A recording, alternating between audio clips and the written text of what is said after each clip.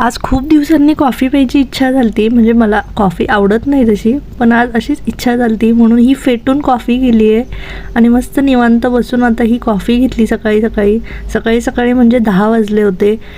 मुलं सगळे शाळेत गेल्यानंतर मग ही माझी तयारी. आणि आता सकाळी आयुषनी जाताना सांगितलं होतं मम्मी पावभाजी बनव, तर मग त्याचीच तयारी करायला लागले आवरून सगळं घरातलं.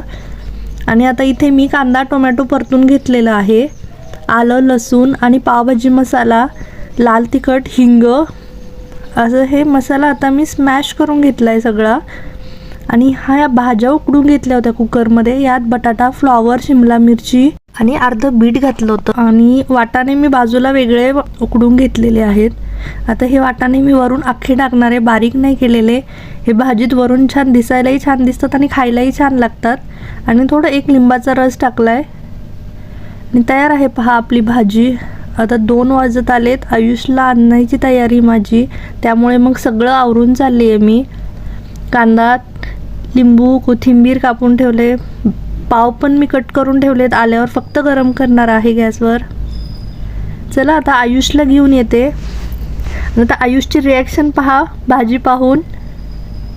खूप आनंद झाला त्याला. आणि आज अगदी 10 मिनिटात आवरून तो तयार होता जेवणासाठी, नाहीतर रोज आल्यानंतर मला त्याला अर्धा तास लागतो, अरे कपडे बदल, हात धू, पाय धू. आणि आज चक्क तोच त्याच्या आवडीची भाजी केली आहे म्हणून पटकन रेडी होऊन जेवायला पण आलाय आणि स्वतःच हाताने ताट करून घेतोय. आता मुलांबरोबर मी पण जेवून घेतलं. छान भाजी झाली होती.